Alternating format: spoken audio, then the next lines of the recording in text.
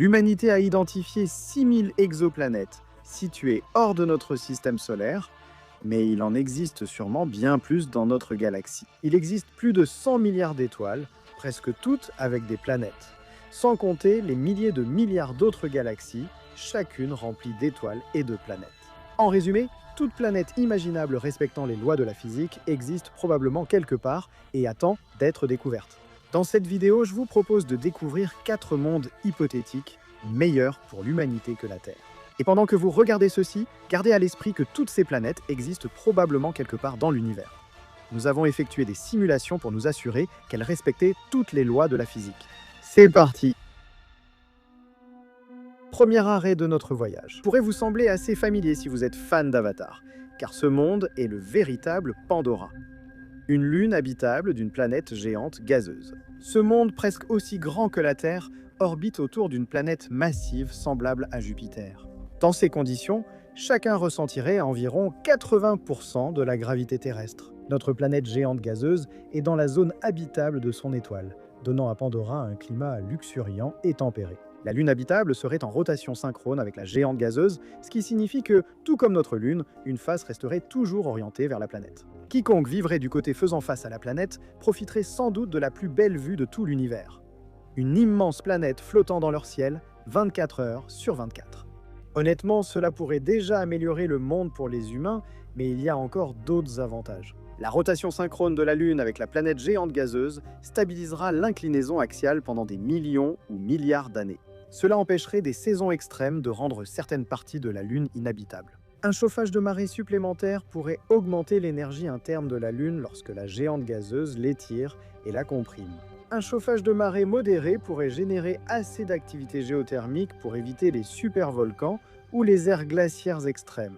Il faudrait 10 jours à notre petite Lune pour faire complètement le tour de la géante gazeuse. Et comme elle est en rotation synchrone, cela signifierait qu'une seule journée sur ce monde dure les 10 jours entiers, 5 jours de lumière, suivis de 5 jours de nuit. Fait intéressant, la nuit sur la face proche de la Lune serait très éclairée par la géante gazeuse, rendant les environs très lumineux. Bien plus lumineux que notre pauvre pleine Lune ici sur Terre. Et tu es prêt pour le meilleur?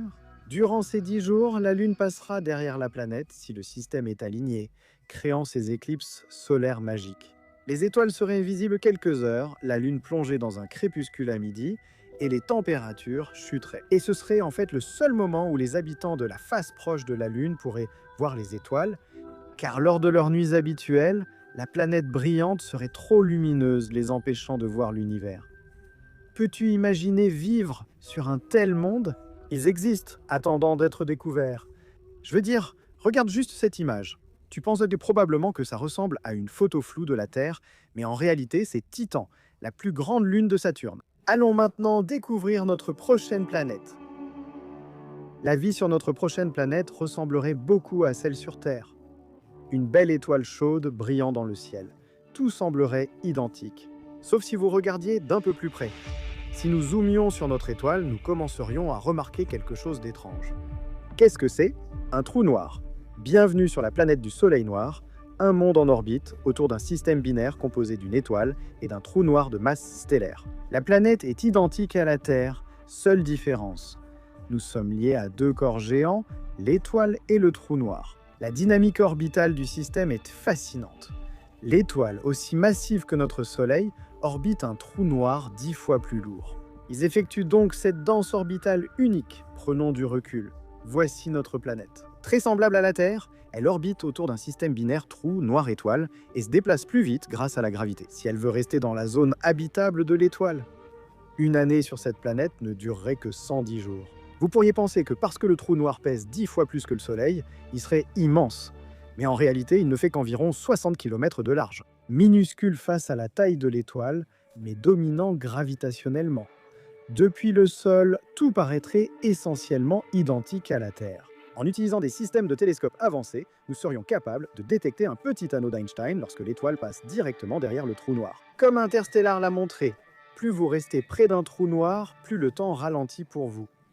La dilatation du temps due à la masse du trou noir ralentirait nos horloges terrestres de 4,7 secondes par an. Cela s'explique surtout par la présence du trou noir et la vitesse orbitale élevée de la planète. C'est bien sûr négligeable pour la vie quotidienne, mais nous devrions en tenir compte dans nos calendriers et nos systèmes de positionnement global. Maintenant, c'est là que les choses deviennent folles. Sur Terre, la gravité du Soleil participe aux marées, représentant environ la moitié de l'effet de la Lune, mais reste importante. Sur ce monde, avec la gravité du Soleil et celle du trou noir, les marées seraient environ 5 fois plus hautes. Même sans Lune, les villes côtières doivent bâtir des protections pour ces conditions. Pourquoi cette planète serait-elle alors préférable à la Terre pour les humains? Je pense que l'avantage de vivre sur cette planète serait d'avoir un trou noir proche pour expérimenter. Mesurer le rayonnement de Hawking, jeter des objets dedans ou tester la dilatation extrême du temps. Tout cela depuis le confort de notre propre jardin, d'un point de vue cosmique. Ce serait inestimable pour la physique, et pour être honnête, nos chances de mener l'une de ces expériences depuis la Terre sont pratiquement nulles. Notre troisième système est unique, avec 2 jumelles de la Terre en orbite autour d'une étoile.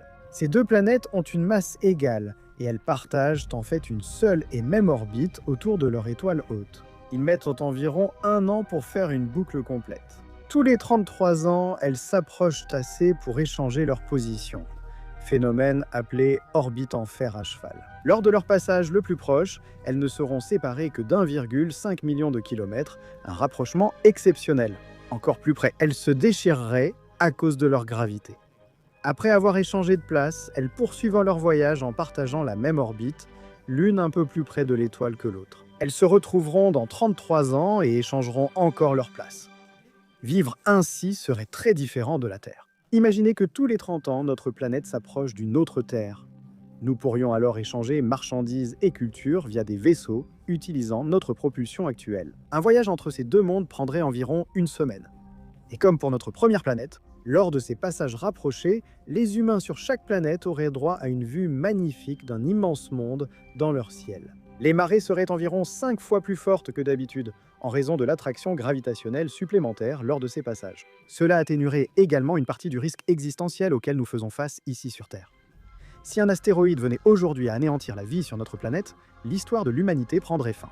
Avec une Terre sœur, nous pourrions continuer et reconstruire. Je pense que c'est la principale raison pour laquelle ces mondes offriraient plus de sûreté et de sécurité aux humains que la Terre. Savoir que vous avez une solution de secours à porter.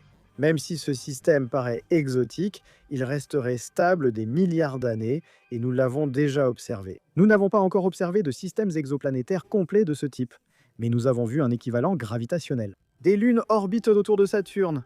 Voici Janus et Épiméthée, le duo en fer à cheval de notre système solaire. Ces lunes orbitent juste à l'extérieur de l'anneau F de Saturne, partageant la même orbite et effectuant un tour complet en environ 17 heures. Tous les 4 ans environ, la Lune intérieure rattrape l'extérieur et sous l'effet de leur gravité, elles échangent de place.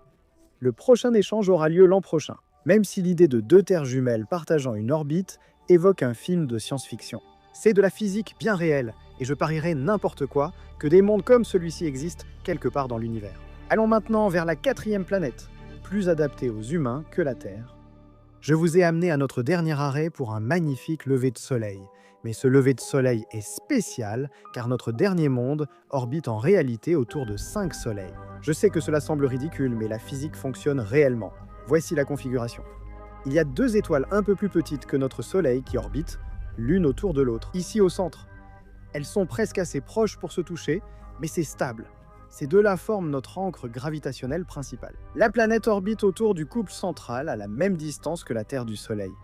Si on s'arrêtait là, on aurait Tatooine, mais on peut faire mieux. Plus loin, nous avons une autre paire d'étoiles géantes rouges. Ce couple orbite lentement l'un autour de l'autre tous les 5 à 10 ans, et ils mettent 70 ans pour faire une boucle complète autour du système intérieur. Maintenant, en allant enfin beaucoup plus loin, à une distance 500 fois supérieure à celle entre la Terre et le Soleil, il y a une dernière supergéante rouge, en orbite.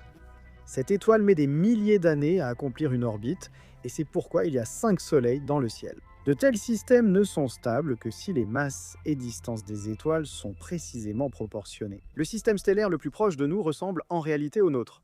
Il comprend Alpha du Centaure A et B comme étoile principale, et Proxima du Centaure orbitant plus loin autour du duo. La première question est, comment ces 5 étoiles ne font-elles pas simplement chauffer la planète? Incroyablement, la distance entre toutes les étoiles et leur flux stellaire fait en sorte que la planète reçoit autant de lumière que la Terre. Pas plus. De légères variations apparaîtraient lors des éclipses entre étoiles, mais cela resterait négligeable car les géantes et la supergéante sont toutes rouges. La nouvelle Terre serait baignée dans une lumière plus rouge que notre Terre actuelle.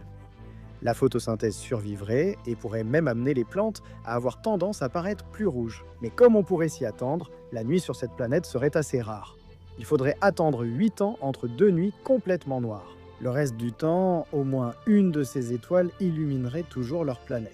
Cela permettrait à nos fermes solaires d'être presque continuellement baignées de lumière, alimentant la nouvelle Terre. Lorsque vous sortez et que vous regardez vers le bas, vous pourriez avoir droit à une vue de plusieurs ombres, toutes superposées et projetées dans différentes directions. Malheureusement, le principal inconvénient est que les étoiles vont bientôt mourir. Les géantes et supergéantes rouges, plus éloignées, sont des étoiles à courte durée de vie. Ces étoiles ne restent que quelques millions d'années avant de finir en beauté par une explosion de supernova. Cela perturberait la dynamique du système. Si la planète n'était pas détruite par la supernova, elle serait sans doute éjectée du système et entamerait un long voyage solitaire à travers la galaxie. Même si 5 levées et couchers de soleil seraient incroyables, notre temps sur ce monde resterait limité. Indiquez en commentaire votre planète préférée et où l'humanité devrait s'installer.